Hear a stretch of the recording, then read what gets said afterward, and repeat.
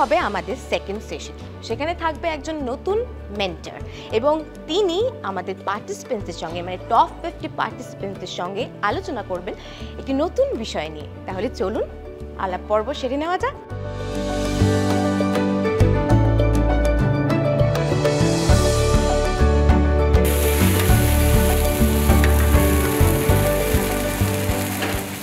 আমরা এই মুহূর্তে আমাদের সঙ্গে পেয়ে গেছি আমাদের পরবর্তী mentor the celebrity chef Ranjan বিশ্বাসকে। তিনি তো জার্নি শুরু করেছিলেন একজন শেফ হিসেবে, তবে আজকে তিনি একজন সাকসেসফুল বিজনেসম্যান। সপ্তপদী এই নামটা শুনলেই যার কথা সবার আগে মাথায় আসে তিনি হলেন সেই সপ্তপদী রেস্টুরেন্টের অন্যতম কর্ণধার। Welcome to the show. আচ্ছা, এখানে এসে কেমন লাগছে সবার? খুব ভালো, খুব এক্সাইটেড। তোমার কাছ থেকে আজকে আমরা সবাই অনেক কিছু শিখতে চলেছি, কারণ দেখো তুমি আগে শেফ হিসেবে তোমার জার্নি শুরু করেছো, তারপরে ধীরে ধীরে সবকিছু তুমি নিজে হাতে ক্রিয়েট করেছো, তোমার প্যাশনকে বিজনেসে কনভার্ট করেছো, এত কিছু তুমি নিজের মানে জোরে করেছো। কিভাবে, হাউ? সবসময় যেটা ফোকাস করি সেটা টিম বিল্ডিং। জীবনে টিম বিল্ডিং ছাড়া কিছু হয় না। আমি একা কিচ্ছু করিনি, আমি জাস্ট একটা গুড টিম তাদেরকে আমরা লিড করেছি যে তুমি এই পথে চলো, তার ফলে শুরু করছি সপ্তপদী। ওই জিনিসই আমি বিলিভ করি যে success is a very big term, what ever we are doing in life is achieve. তো আজকের এই গ্রুমিং সেশনের যে বিষয়বস্তুটা সেটা নিয়ে যদি কিছু কথা আমাদের সঙ্গে তুমি শেয়ার করো। ফোকাস হয়ে কাজ করা উচিত, ভেবে কাজ করাটা বেশি জরুরি। জীবনে সবসময় একটা জিনিস মাথায় রাখতে হবে, কাস্টমারকে আমি ভালো সার্ভিস দেবো, তার জন্য আমাকে ভালো করতে হবে। তো এই কাস্টমার আর নিজে এই দুটোর প্যারিটির মধ্যেখানে যে গ্যাপগুলো থাকে সেগুলোকে ফুলফিল করাটাই, এটাই এর মধ্যে ওনাদেরকে শেখাবো বা বোঝানোর চেষ্টা করব, যাতে জীবনে ব্যবসা করতে গেলে আপস অ্যান্ড ডাউনস আসতেই পারে। তো এই জিনিসটা ফলো করে, রুলটা ফলো করে যাতে আগে চলতে পারে। যদি কেউ ইন্সপায়ার হয়ে করে তো I will be the most happiest person in this world. Sunrise নারীদের স্বপ্ন পূরণে কিভাবে সাহায্য করে? দেখো, আমরা যখন বিজনেস শুরু করেছি আমাদের পাশে কেউ ছিল না, এরকম কোনো প্ল্যাটফর্ম ছিল না। আজকে সানরাইজ এত বড় একটা প্ল্যাটফর্ম তুলে ধরছে, যেখানে অনেক মানুষ জানতে পারছে কীভাবে বিজনেস হয়, কীভাবে বিজনেস প্রমোট করতে পারে, কীভাবে বিজনেস মার্কেটিং করতে পারে, প্লাস একটা শো যেখানে নিজেদের পপুলারিটি বাড়াতে পারছে। অলওয়েজ থ্যাংক ইউ বলতে চাই সানরাইজকে যে এই প্ল্যাটফর্মটা দেওয়ার জন্য, কারণ মানুষ কিছু অ্যাচিভ করার পরেই মানুষের পাশে থাকে, অ্যাচিভ করতে যে হেল্প করে, that is a very good gesture. খুব ভালো জিনিস করছে। গ্র্যান্ড ফিনালেতে যারা সিলেক্টেড হবে কিংবা যে উইনার হবে তার জন্য বা তাদের জন্য কোনো অ্যাডভাইস? যে জিতবে, যে হারবে, সবাইকে best of luck. Be on the field, লড়ো, হারো, হার থেকে শেখো, and again you will fight. Thank you so much Ranjan da. তাহলে এবারে শেফ রঞ্জনের সঙ্গে আমরা আমাদের পরবর্তী সেশন শুরু করব।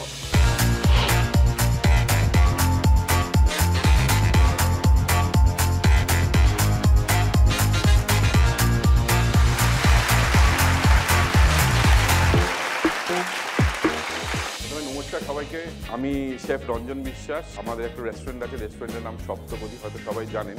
তো ওই রেস্টুরেন্টটা আমরা তৈরি করেছিলাম 2013 সালে। তো একটা স্টোরি আপনাদের শোনাই। সেটা হচ্ছে, আমরা দুজন বন্ধু হোটেলে চাকরি করতাম, দুজনেই শেফ ছিলাম, দুজনে বেরিয়ে নিজের রেস্টুরেন্ট শুরু করি।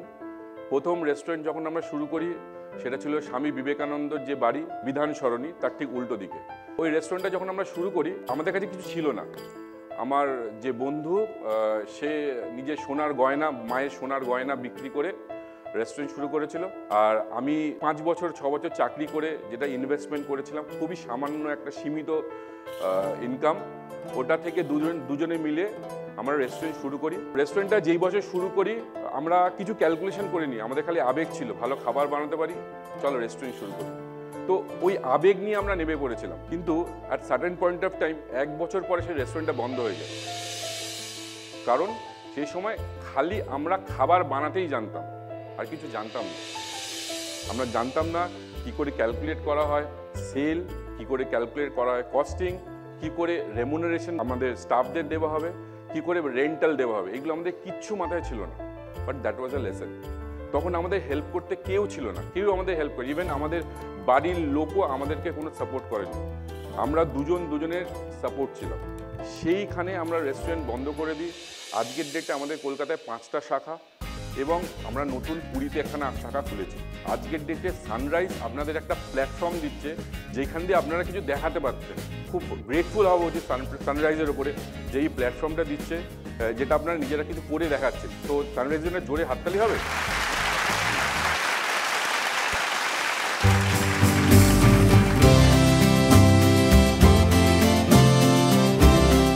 বিজনেস মানে কি, আপনাদের কি আইডিয়া? বিজনেস মানে যা কিছু আমি আমার কাছে আছে আমি সেটা সেল করে ইনকাম করতে পারি। বিজনেস মানে হচ্ছে প্রত্যেকটা মানুষের কাছে নিজেকে একটা নাম, ব্র্যান্ড তৈরি করা। আমার কাছে বিজনেস মানে নিজের identity. The only word which is related to business is service.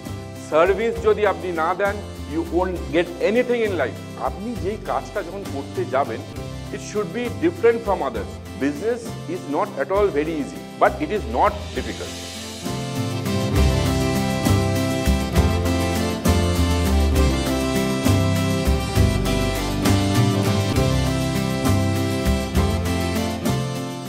If you have to achieve something in life, you have to build things.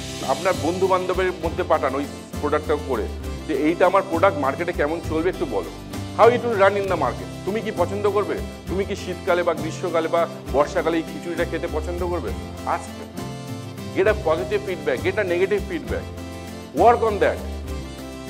ওকে ভালো কিছু করা, ওর মধ্যে খারাপ কিছু করা, এটা ইজ ভেরি ইম্পর্টেন্ট। কারণ দেখুন, আপনাদের বিজনেসটা করতে হবে মার্কেটে, মার্কেটের মধ্যে আপনাকে আলাদা হতে হবে, যেটা আমি আগে বললাম ইউএসপি হতে হবে।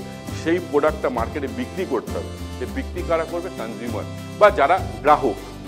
তাদেরকে সবসময় তাদের জরুরি যে জিনিসটা আগে অ্যাকসেপ্ট, আপনার নিজেদের লোকরা যখন অ্যাকসেপ্ট করে ফেললো, তখন you place the product in the market.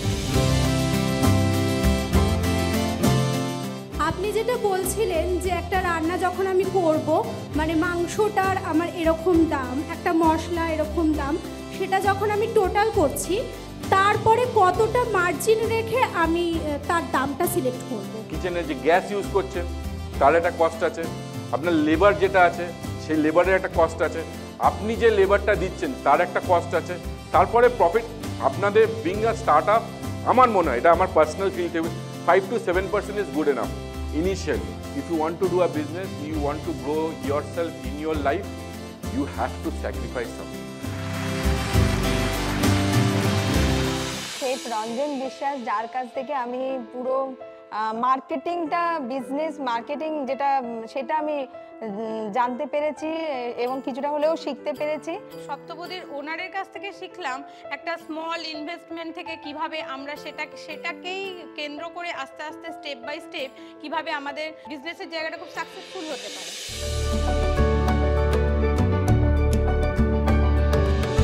আমরা এই মুহূর্তে আমাদের সঙ্গে পেয়ে গেছি থার্ড সেশনের থার্ড মেন্টরকে। Please welcome chef Jayanta Banerjee. Hello, hi, welcome to the show. Thank you.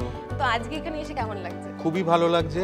আর এর আগের সেশনগুলো তো ভীষণ ইন্সপিরেশন, উৎসাহ সব কিছু দেখে ভীষণ ভালো লেগেছিল।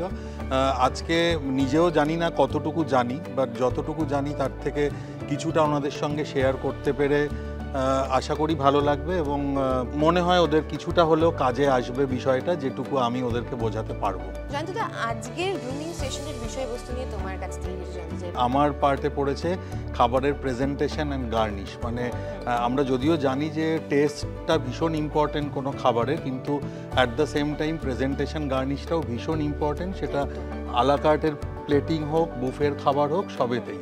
তো আশা করছি ওদের কিছুটা হলেও কাজে আসবে বিষয়টা, আমি যেটা বলবো ওনাদের। What is the pro tips of success? Determination. আর রান্না আমি মনে করি এটা হাতে হয় না, এটা বাই হার্ট আর ব্রেন থেকে হয়। তো মনে হয় প্যাশন যদি, মানে কেউ যদি খুব প্যাশনেট কুক হয়, তার বিজনেস বা রান্নাটা ভালো হবেই। সামনেই গ্র্যান্ড ফিনালে, যে জিতবে তার জন্য কিছু অ্যাডভাইস এবং যারা জিততে পারবে না তাদের জন্য কিছু বলতে চাও?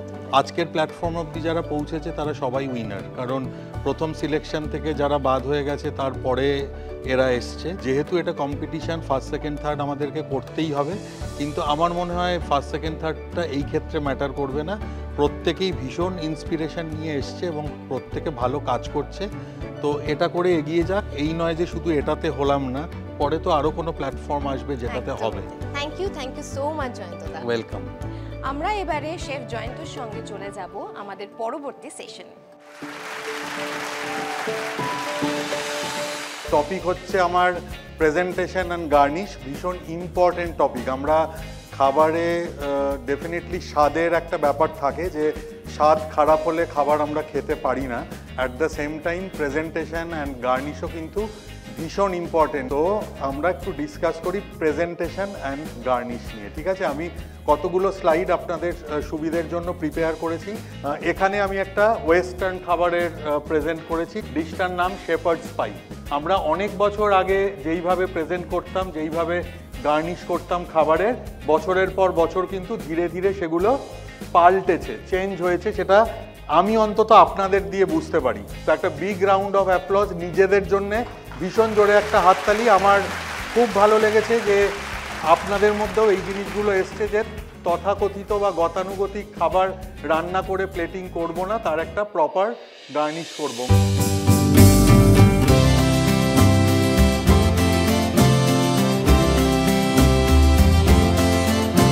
যেই কুইজিনের খাবার, সেই কুইজিন রিলেটেড জিনিসপত্র দিয়ে ডেকোরেশন করলে বা প্রেজেন্টেশন করলে জিনিসটার অথেন্টিসিটিটা বাড়ে।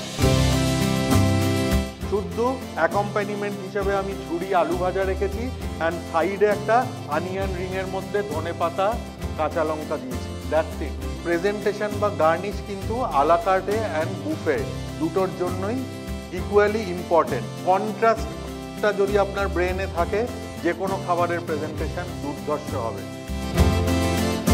আপনার যে কুলোর ওপরে যে খাবারটা আপনি দিয়েছেন, তার সঙ্গে আপনি বললেন পুজোর আইটেম হিসাবে আপনি পাখা আর চাঁদমালা কুলো এটা ইউজ করেছেন। আচ্ছা, পুজোর যখন আইটেম, তা সেখানে আমি কেন অনিয়নটা ইউজ করব, এটাই আমার কাছে কোশ্চেন।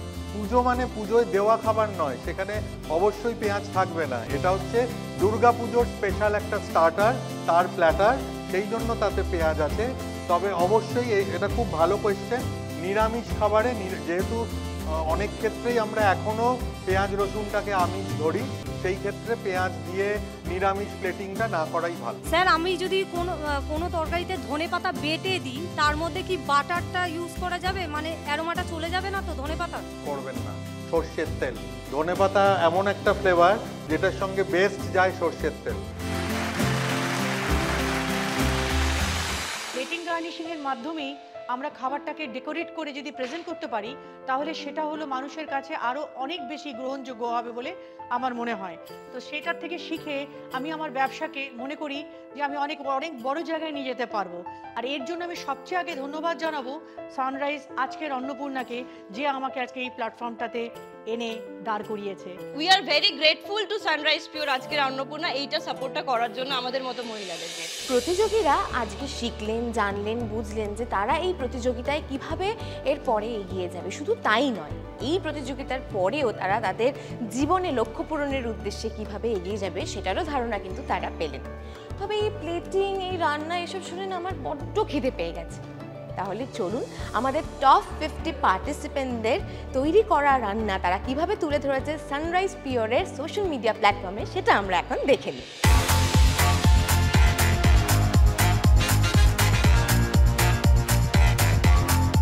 আজকে আমি বানিয়েছি বাহারি পনির।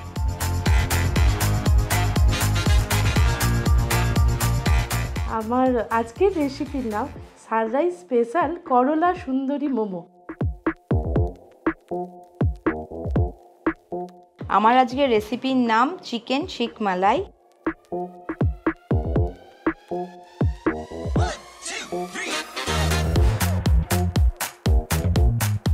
আজকে আমি বানিয়েছি ছদ্মবেশী কালিয়া। ভেজ ননভেজ সকলেই যেন মাছ খেতে পারে, সেই জন্যই আমার এটা বানানো। তো আপনারা কি ভাবছেন? যাই বলুন না কেন, আমি কিন্তু আজকে দারুণ খুশি টপ 50 পার্টিসিপেন্টদের তৈরি করা রান্নাগুলি টেস্ট করে। এরপরে হবে টপ 10 সিলেকশন। ইয়েস, এটি ভাবছেন তো যে টপ 10 সিলেকশন কিভাবে করা হবে? সানরাইজ পিওরের সোশ্যাল মিডিয়া প্ল্যাটফর্মে যে ভিডিওগুলি আপলোড করা হয়েছে, সেই ভিডিওগুলির মধ্যে যারা পাবে সবথেকে বেশি লাইকস, তারা চলে যাবে সরাসরি টপ 10-এ, মানে গ্র্যান্ড ফিনালেতে। এতদিন জাজেরা পরীক্ষা দিয়ে টপ 50-কে বেছে নিয়েছে। এবারে তাদের পরীক্ষা কিন্তু আরও কঠিনতর হতে চলেছে, কারণ আসতে চলেছে গ্র্যান্ড ফিনালে। এবারে 10 জনের মধ্যে থেকে সেরাকে বেছে নেওয়ার পালা। I am your host and দোস্ত জিনা। Now I am signing off from this episode. আপনাদের সঙ্গে আবার দেখা হবে বাংলার সবথেকে বড় কুকিং কম্পিটিশন সানরাইজ আজকের অন্নপূর্ণা সিজন 3 এর গ্র্যান্ড ফিনালেতে।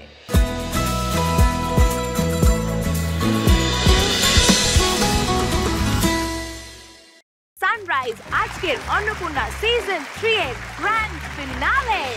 প্লিজ ওয়েলকাম অপরাজিতা আদ্য। তোমাদের জন্য আছে চিকেন।